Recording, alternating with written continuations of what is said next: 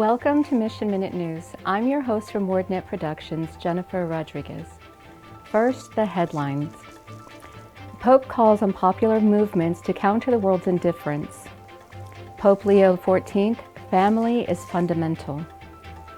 Pope Leo XIV, no tolerance for abuse in the Church. Calling for hope-filled jurisprudence. Cardinal Cupich says Dilexite spotlights poor as focus of the Eucharist. And German Church of St. Augustine celebrates. Missionary Childhood Association offers pilgrimage. These stories and more on Mission Minute News. The Pope calls on popular movements to counter the world's indifference. Our new Pope Leo XIV spoke on behalf of the poor at the Fifth World Meeting of Popular Movements. Taking up the mantle of his namesake predecessor, Leo XIII, he criticized inhumane social structures that sow death and extreme disparity. He reflected at length on the injustices that burden societies across the globe today, reframing the ills laid out in the Church's first social encyclical, Rerum Novarum. Both popes focused more on the unjust plight of the poor than on the material advances of their respective eras. They denounced the submission of the majority of the power of comparatively few in a form of work that was little better than slavery itself. Pope Leo XIV said popular movements grow out of the peripheries of society so as to seek justice and find solutions for people dominated by unjust systems. What I consider most important is that your service be animated by love, he said, and the Church must walk courageously, prophetically, and joyfully with you in defense of Jesus hidden in the poor. The poor are actually at the center of the gospel, affirmed Pope Leo, noting that the Church must decry inequality, which is the root of social ills. As in Pope Leo XIII's day, exclusion is the face of social injustice, which puts the pretext of progress before the basic human needs of millions.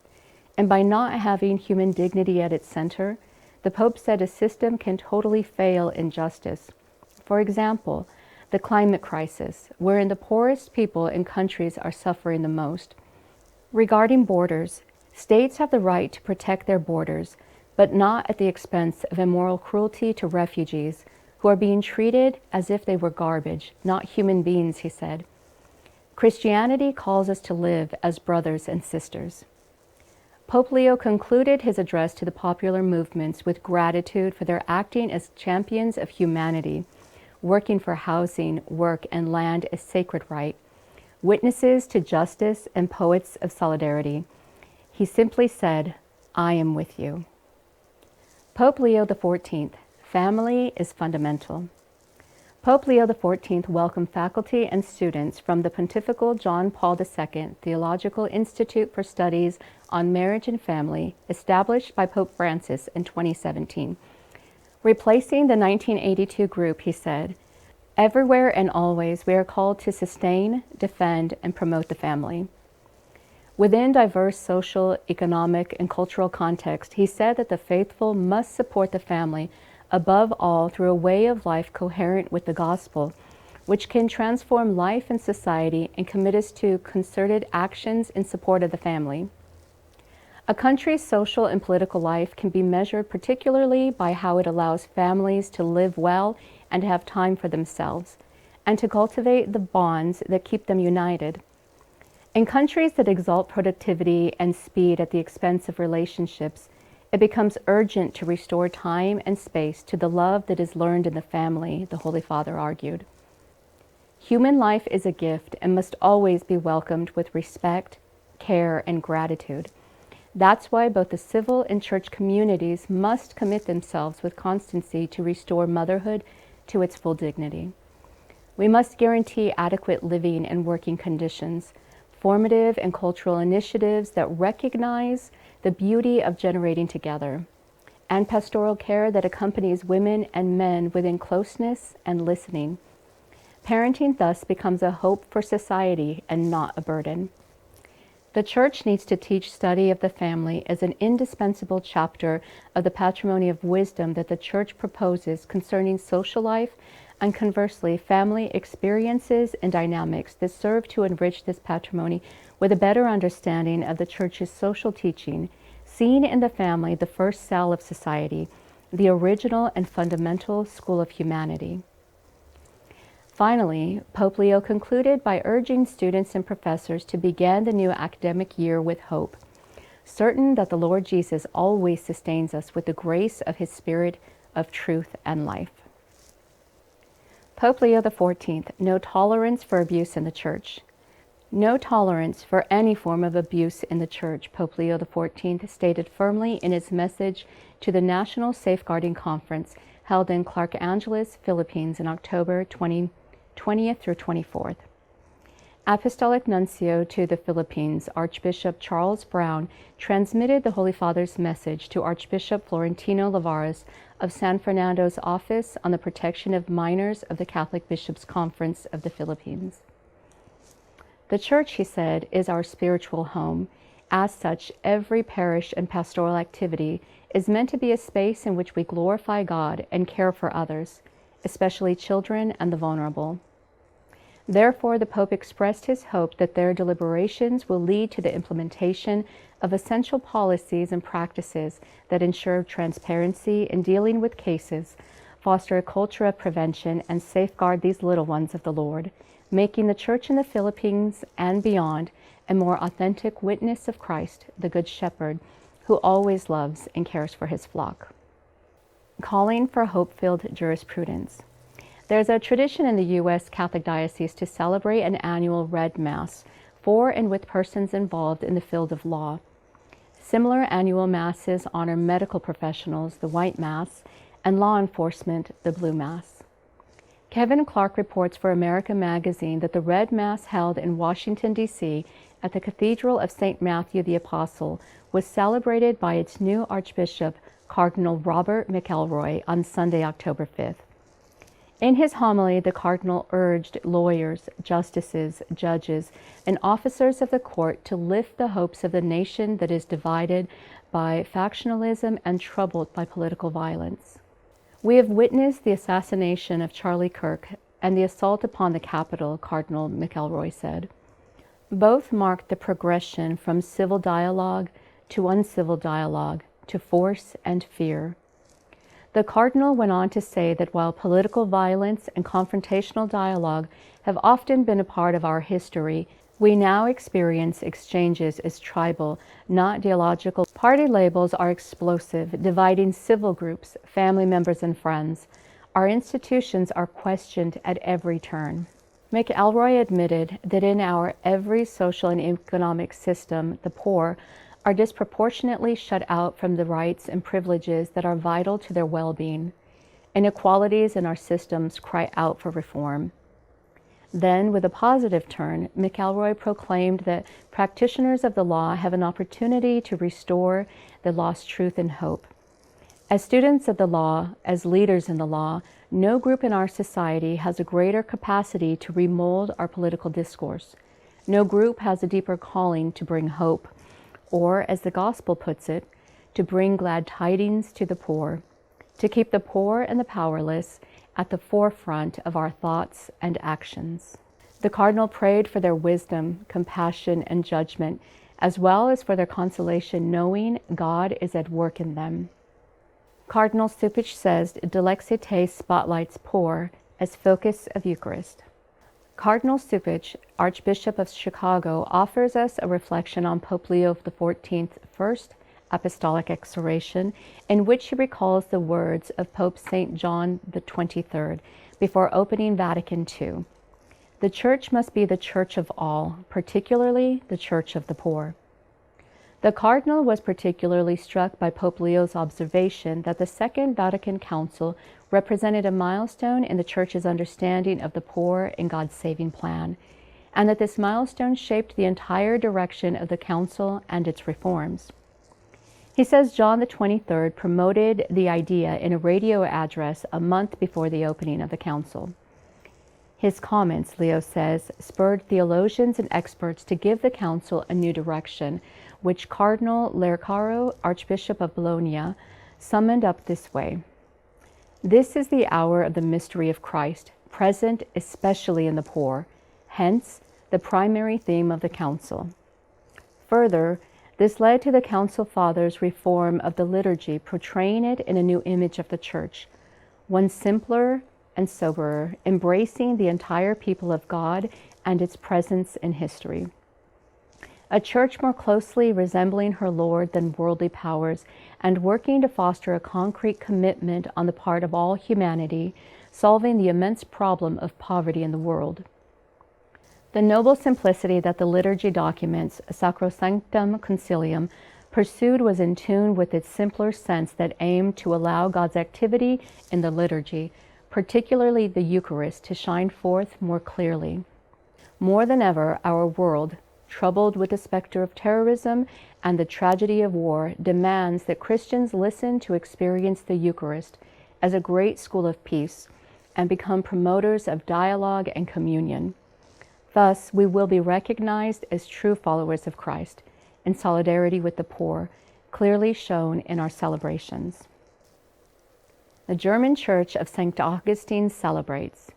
To celebrate the 150th anniversary of the SVD, the church at St. Augustine was transformed into a space of inspiration and celebration, using lighting, dance, music, and storytelling by artists, volunteers, technicians, and organizers.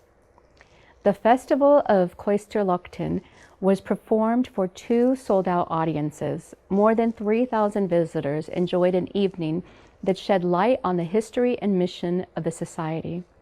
A highlight of the program was a mock interview with the order's founder, St. Arnold Janssen, portrayed by Father Bernd Werle, SVD, featuring excerpts from the saint's letters. Other performances showed how the Society of the Divine Word has grown into a global intercultural community. One showed how St. Joseph Fradiman's SVD came to love the Chinese culture.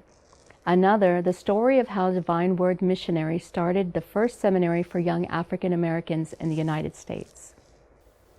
The Missionary Childhood Association offers pilgrimage.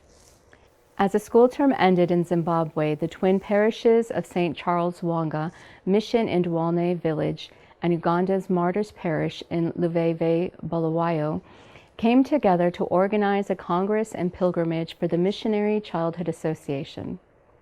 The 4-day gathering was filled with joy, learning, prayer, and lively interaction among children. Around 35 children from Luveve traveled to a long distance to join more than 40 children from Dualne. Pastoral leaders worked to ensure that the children were well cared for and engaged in various activities.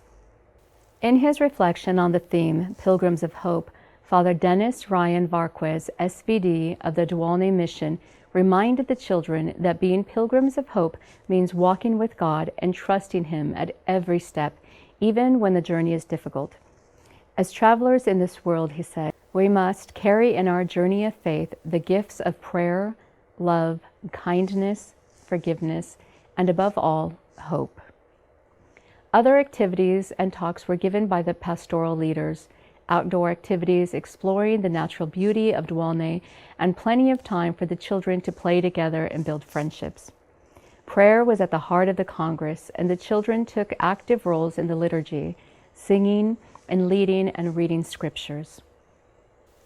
Seminarians gained pastoral experience in a slum parish. In late August, a group of brothers from the Common Formation Center of Nairobi, Kenya, went on a special mission to help people in the Guadalupe parish in Kibera, the largest slum in Nairobi and also the largest urban slum in all of Africa.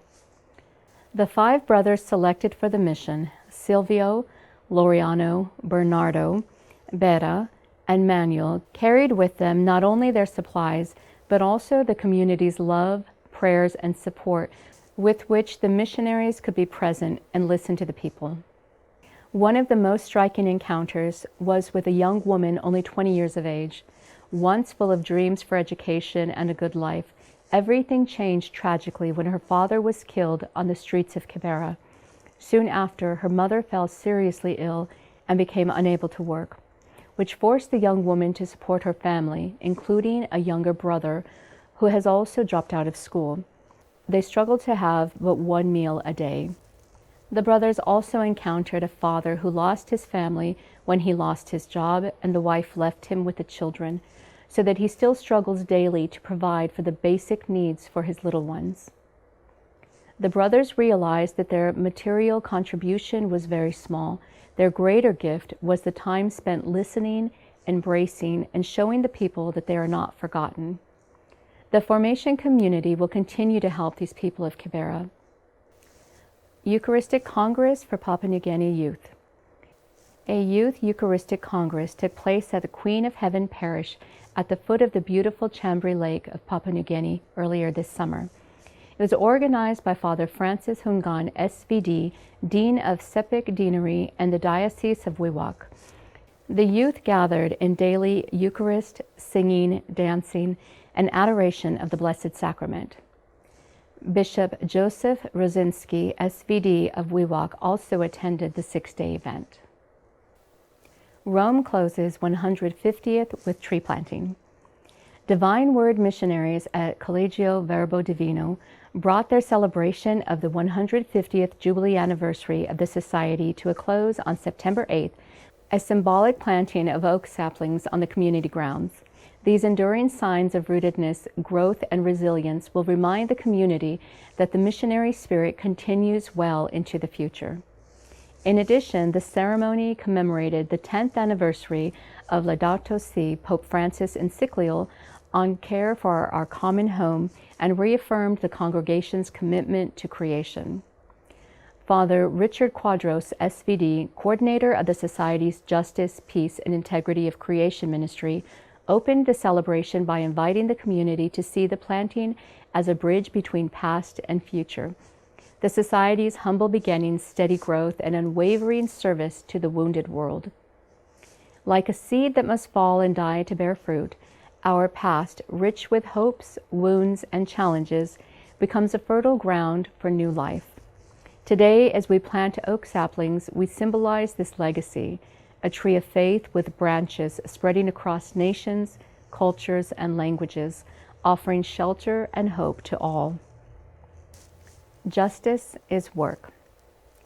Recently, on his Nonviolent Jesus podcast, Father John Deere, author, activist, and Nobel Peace Prize nominee, interviewed S. Simon Campbell, a well-recognized voice, organizer, and leader for social and economic justice in the U.S. A sister of social service, Campbell is a religious leader, attorney, author, and recipient of the 2022 Presidential Medal of Freedom. For 17 years, she was the head of the network, the National Catholic Sisters Lobby for Social Justice, and leader of Nuns on the Bus, which voiced Catholic values regarding many issues. Before that, S. Simon spent 18 years working at the Community Law Center she founded in Oakland, California. She has served in congregational leadership, currently as a counselor. Her 2 award-winning books are A Nun on the Bus in 2014 and Hunger for Hope 2020. On the topic of the growing authoritarianism crisis in this country, Campbell said, "We have to learn how to talk to each other non-violently and find best practices to be engaged and talk to each other and listen to one another. We have a lot of work to do." A thirst for justice was born in her when in 1963, she and her sister watched in horror the children in Birmingham, Alabama, being fire hosed and attacked by dogs for marching for an end to segregation. From then on, the gospel and Jesus were always connected with justice, she said. Asked how she has maintained her work for justice over decades, Campbell said, "It starts with a contemplative practice, which is about deep listening to God, to the needs of the time, and being present. That leads to holy curiosity, a deep desire to understand the other.